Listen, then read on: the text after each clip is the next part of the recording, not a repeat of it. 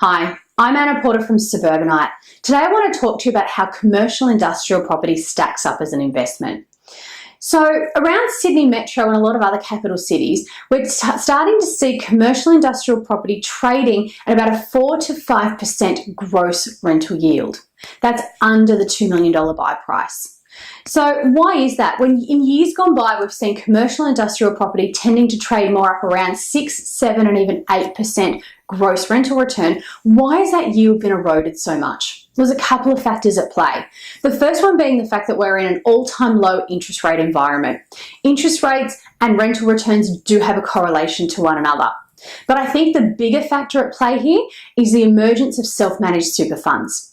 So what we're seeing at the moment is a huge amount of SMSF being set up by mum and dad investors. So in years gone by, commercial industrial investing has often been done by more savvy or more experienced investors who have really focused on that rental return, that gross yield, what they're getting in terms of their return, the dollars and cents and the black and white of it.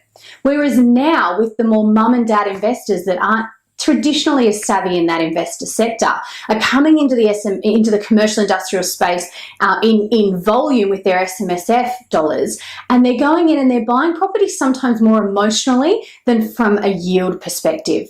So they're often buying properties that will suit their business, so that they can run their business out of through their SMSF. So effectively, they buy it with their SMSF, they become their own anchor tenant, so that their business is paying the rent back to their SMSF. Can be a really great strategy and a really sound strategy for the right investor. But often that means they're buying the commercial space based more on what they want for their business, where they like to work, what suits their business finance more so than what would actually happen in the marketplace. So that's starting to erode yield, and we see that more typically under the $2 million price point.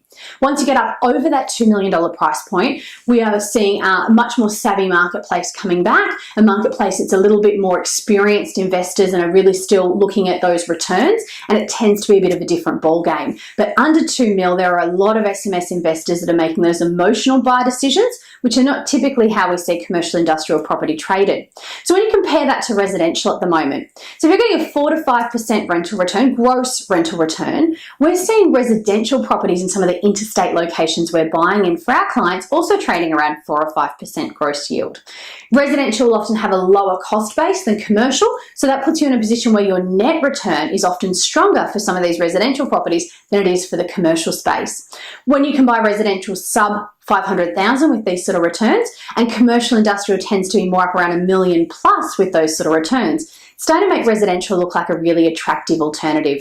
It's also starting to make, when we look traditionally at the numbers, residential tends to grow more aggressively in value than what we see commercial industrial sub 2 mil when we look at the long-term historical trends. So as an investor, if you're getting a similar or better yield and stronger growth prospects, it does make sense to be in that residential market.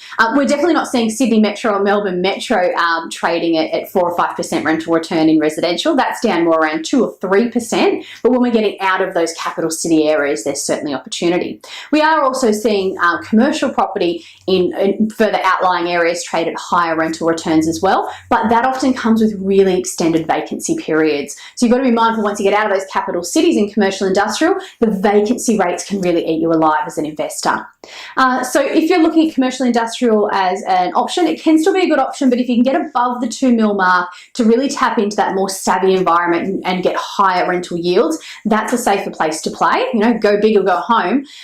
Or if you're looking at it as a rental yielding investment, you're going to have to get a bit more savvy. If you're chasing income, you're chasing yield. Unfortunately, it's not as easy as it used to be that you either go residential or commercial industrial. Resi grows quicker. Commercial will be a stronger yield, a stronger return. It's not that black and white anymore, and you're going to have to get a little bit more savvy about how you chase those returns. It may or may not be residential, but there are a whole other range of investments that you're going to have to look at to get that right. So definitely something we can help you with and have a chat to you about if you are looking at getting into either residential or commercial industrial or many other types of investments. But as an investor, you really have to do your research at the moment because commercial industrial isn't getting the returns it used to.